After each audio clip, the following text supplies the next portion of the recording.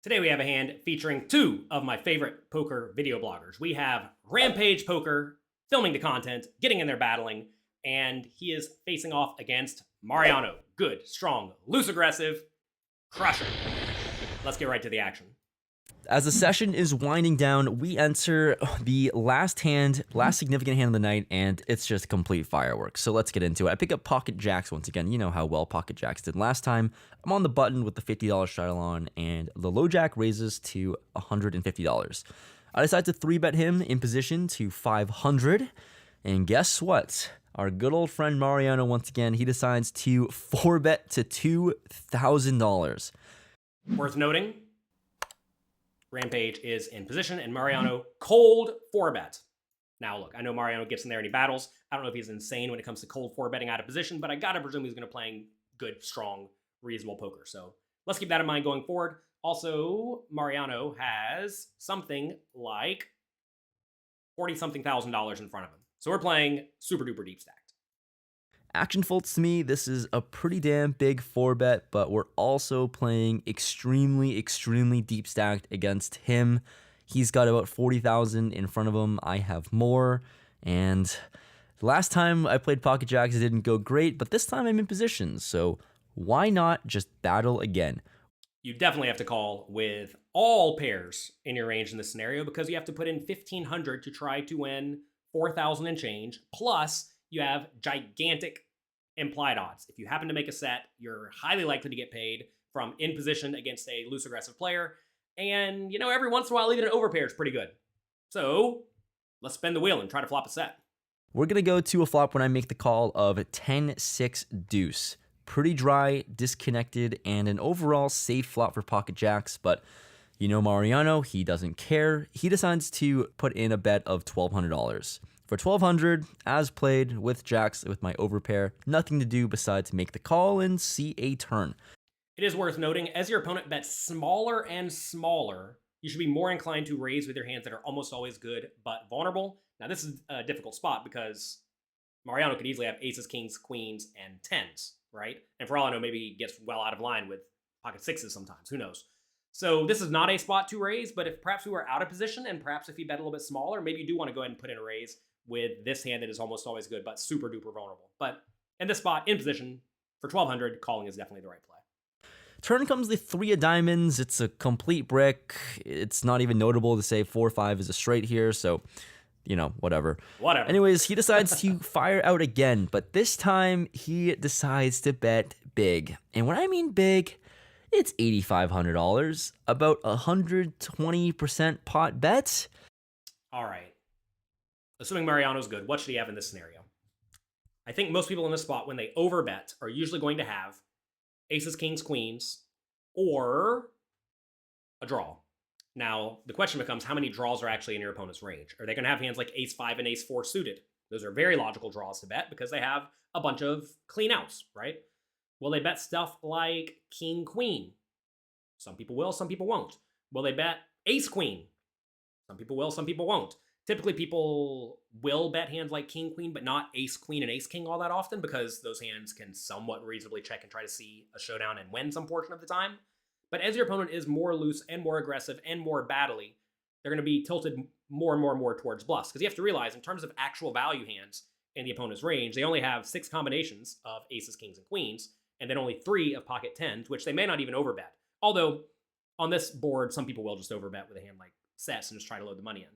So that is, 21 combinations of nut hands, right? Or at least hands that beat us. Now you want to ask, how many bluffs are logical? Well, if they take every king, queen, and bluff it, that's 16 combinations of hands right there. And we're getting pot odds, so we only need to win something like 35-ish or 38-ish% of the time. And if they have only king, queen, we're in great shape because they have an appropriate amount of bluffs such that we can continue.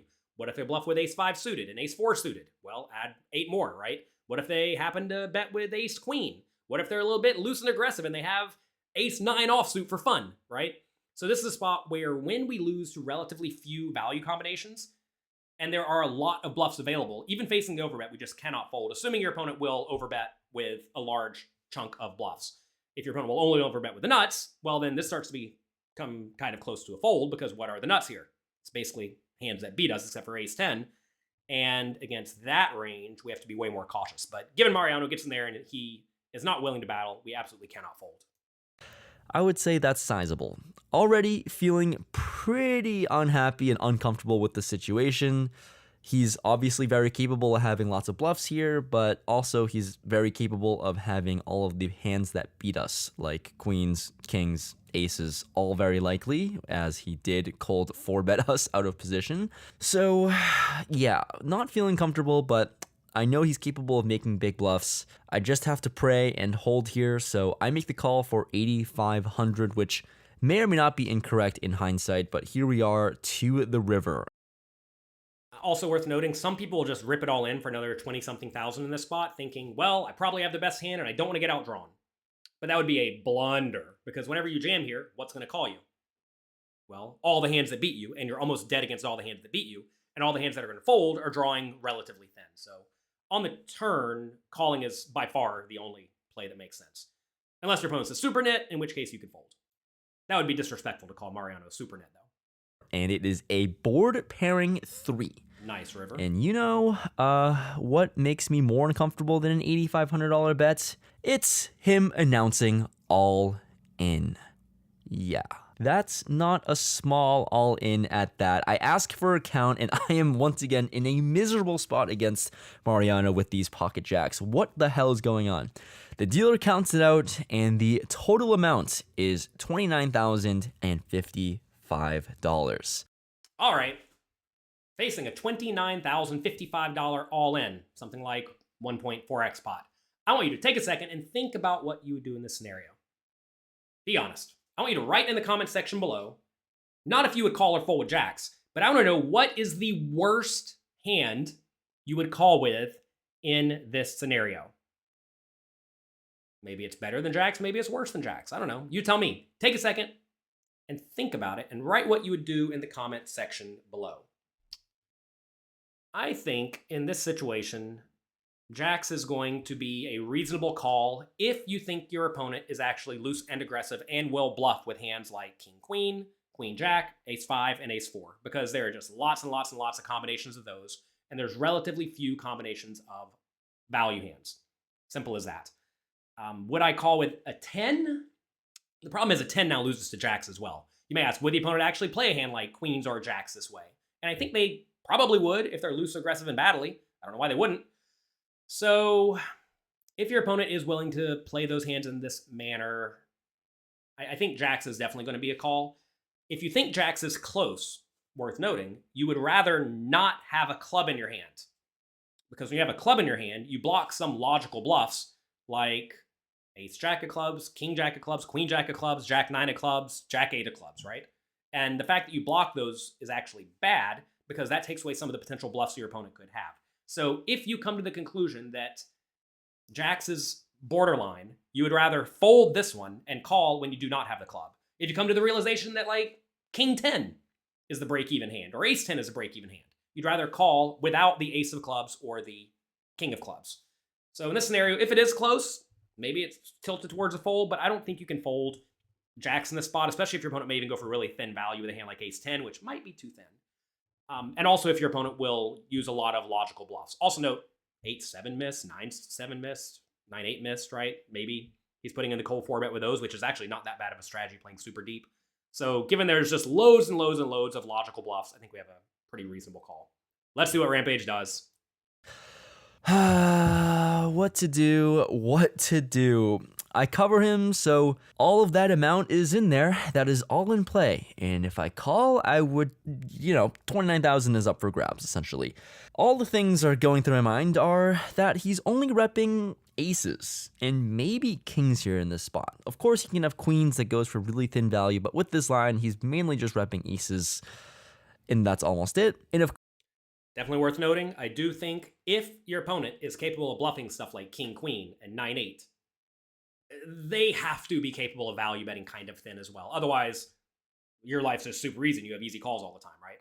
So you'll find that most good players, as they bluff wider and wider, they also value bet wider and wider, which when your hand beats some of their potential value bets, like ace 10, you just cannot get away with folding hands like jacks at that point. course, aces, kings, and queens beat me. Well, what I'm also thinking about is that, like I said, Mariano's a strong player, so he's very capable of having tons of bluffs. He could be doing this with, let's count, ace, king, ace, queen. Worth noting, some people do not bluff ace, king, and ace, queen on the turn. They just check it and then give up. But some people will bluff those.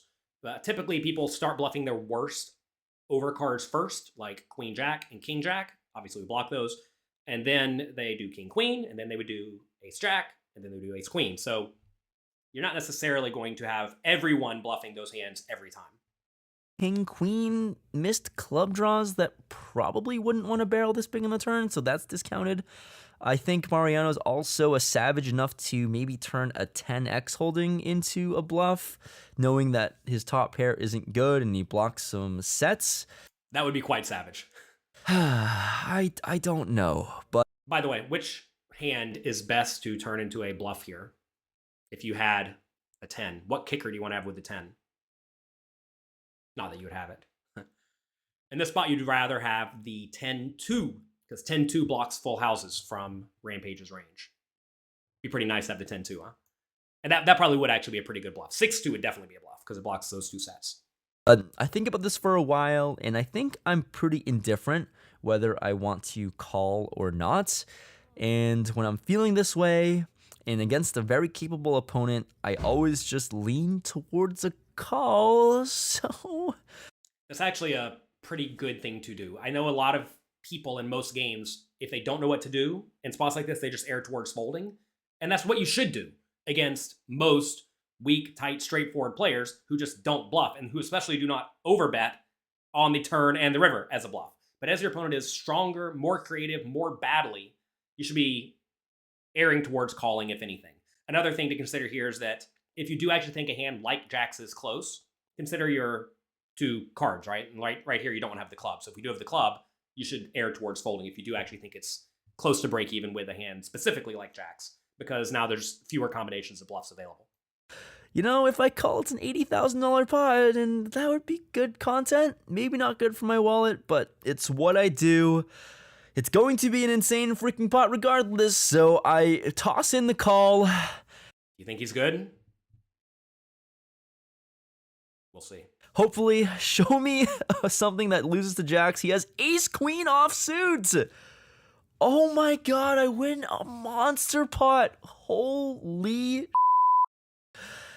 It stings a little bit, obviously winning such an outrageously big pot against a close friend of mine, but well played by Mariano, let's be honest here. He's the only person that's really capable of pulling off these insane bluffs, and the issue is that the time that he's going to have it, he's gonna get paid a lot because of lines and hands like this.